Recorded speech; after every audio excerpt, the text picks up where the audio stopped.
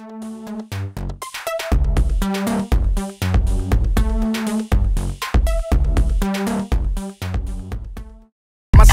high like Pluto, arrogant as fuck, hopping out the Benz two-door. Up in the club, confidence like a model. Smoking on a swisher, just caught me a bottle. Step to a bitch and she fronted on me. Pour alcohol on her like a scratch CD. Hey, this is Joe Vortek at Movement 2008 for GearWire.com, and we are talking to Mr. Day from Submerge Recordings. How you doing, sir? I'm all right. How are you, sir? I'm doing fantastic. Good. I'm doing fantastic too. That's awesome. We're both fantastic. I did. We got so much in common, good sir. Yeah. Absolutely. So tell me a bit about your opinion on this movement compared to last year's movement. We interviewed you last year as well, and that was fantastic. So why don't you tell me, why don't you compare them, I guess, and say improvements? I love this year.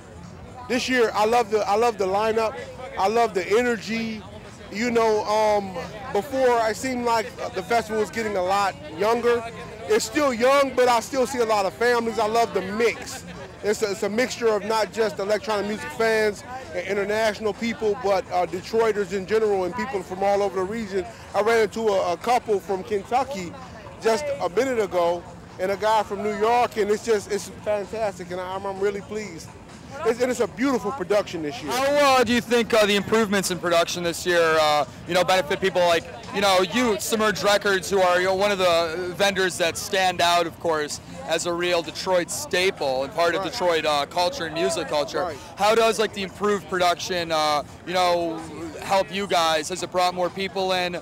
Has it gotten your artists more exposure? How have your artists been exposed this year? I think a lot of that is yet to be realized.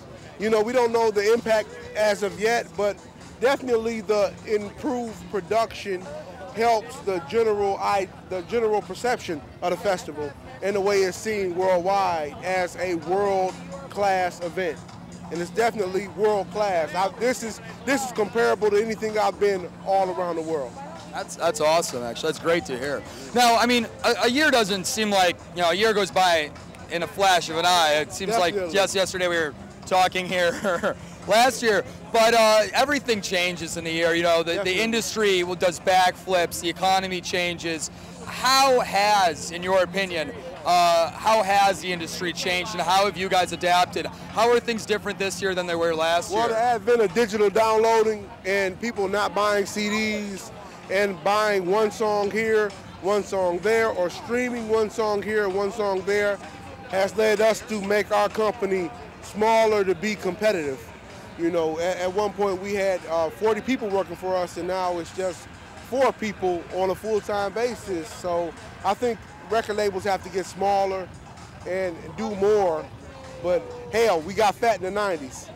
I don't know if I can say that word. Yeah, you can say it. Yeah, so we got fat in the 90s, and it's just a matter of doing what you got to do to achieve the end result. I did notice you have the digital download cards. Yeah. So we're embracing that format because we noticed that in most cases the CD is a throwaway. People take it, they rip it, they throw it away, and so we can pass that difference on to the consumer. And so we chose to embrace the digital download card. We released 5 titles on digital download card, and we plan to release our full catalog of 120 titles within the next 2 years on digital download card, as well as specialized titles on digital download card.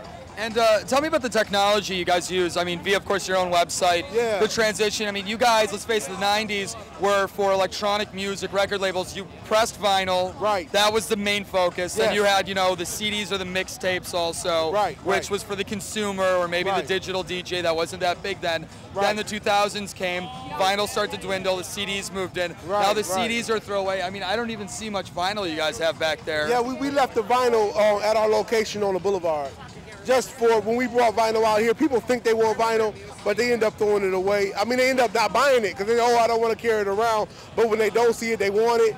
But we're open all weekend, and we're getting a lot of traffic from the international community coming to our store. So yeah. So, but how is the transition technology-wise for your website from going just kind of the website where It was very difficult getting used to just saying a few sentences and giving a price to an item to actually having a meta tag and put in all that user data that would normally be on our CD in sleeve or on a vinyl record. It's a totally different process, and it's a totally different way of selling records. It's way more cumbersome, but I'm from a generation I'm from a whole nother era, so it may not be cumbersome for the next generation.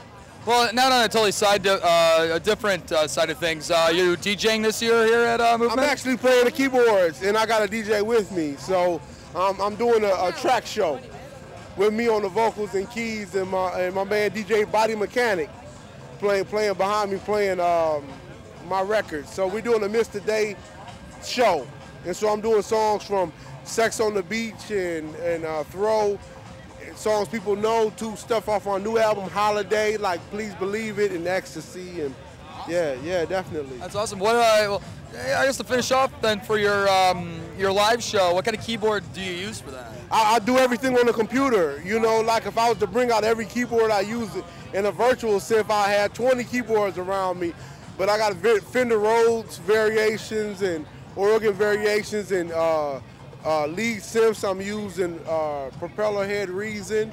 I'm using Sonar. I'm using all kinds of plugins. So do you have a MIDI controller for those? Yes, definitely. By M Audio, 61 key. Yep, I've used that same one. It's good standard keyboard. Yeah, I used to use a Phaetar on the bottom and a smaller M Audio on the top, but now I do splits and use a 61 key. It runs fine.